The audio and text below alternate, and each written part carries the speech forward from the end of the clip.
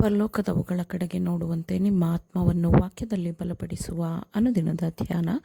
ಇಂದಿನ ಧ್ಯಾನದ ಶೀರ್ಷಿಕೆ ದೇವರ ಮಾನದಂಡವು ಪರಿಪೂರ್ಣವಾದದ್ದು.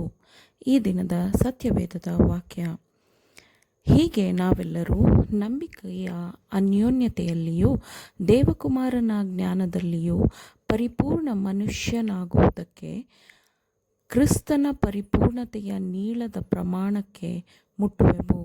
ಎಫೆಸದವರಿಗೆ 4ನೇ ಅಧ್ಯಾಯ 13ನೇ ವಚನ.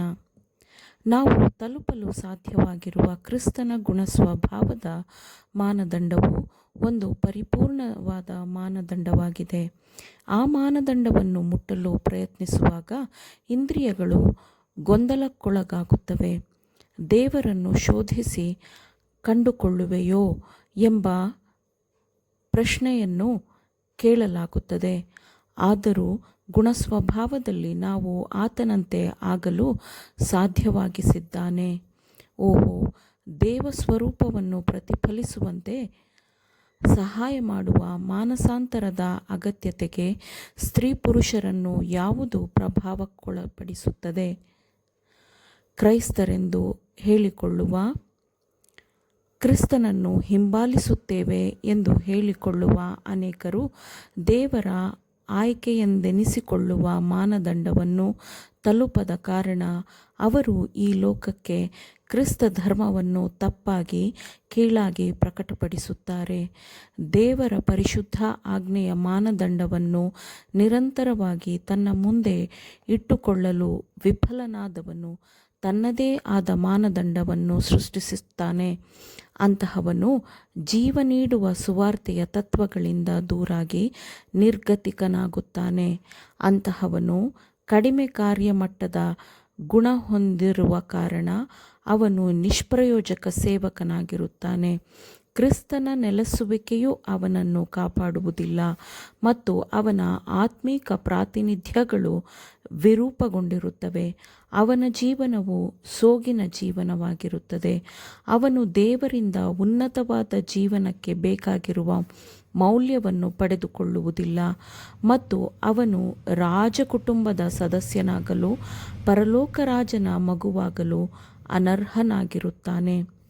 ಆತ್ಮಿಕ ಜೀವನದಲ್ಲಿ ಅವನು ಸತ್ತಿರುತ್ತಾನೆ, ಏಕೆಂದರೆ ಅವನು ಕ್ರಿಸ್ತನು ಒದಗಿಸಿದ ಜೀವನದ ಮೌಲ್ಯಗಳನ್ನು ತನ್ನ ಜೀವನದಲ್ಲಿ ಅಳವಡಿಸಿಕೊಂಡಿರುವುದಿಲ್ಲ.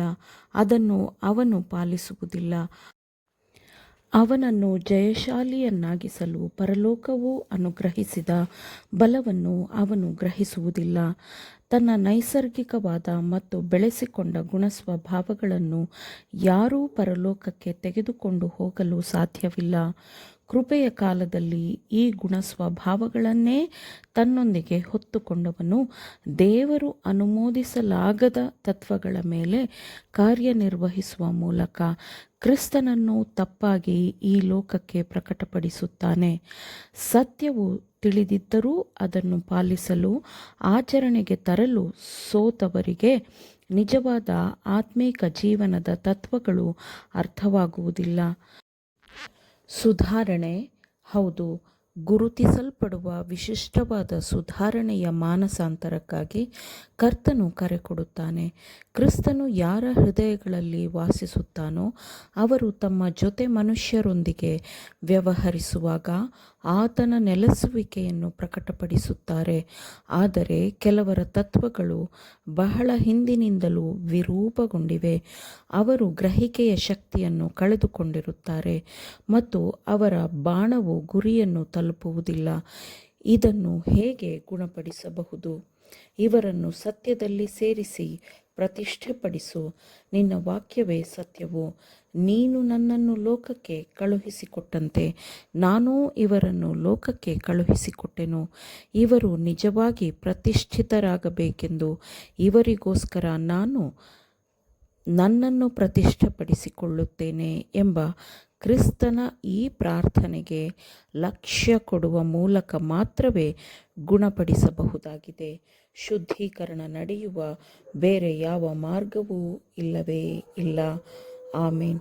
ದೇವರ ವಾಕ್ಯಗಳನ್ನು ಶ್ರದ್ಧೆಯಿಂದ ಆಲಿಸುವವರು ಮಾತ್ರವೇ ಆಗಿರದೆ ಪಾಲಿಸುವವರೂ ಆಗಬೇಕೆಂದು ನಿಮ್ಮನ್ನು ಉತ್ತೇಜಿಸುತ್ತೇನೆ. ಪರಿಶುದ್ಧಾತ್ಮನ ಸಹಾಯದಿಂದ ಆಲಿಸಿದ ನಿಮ್ಮೆಲ್ಲರಿಗೂ ಧನ್ಯವಾದಗಳು. ಮತ್ತೆ ದೈನಂದಿನ ಧ್ಯಾನಕ್ಕಾಗಿ ನಾಳೆ ಸಂಧಿಸೋಣ. ಆಮೇನ್.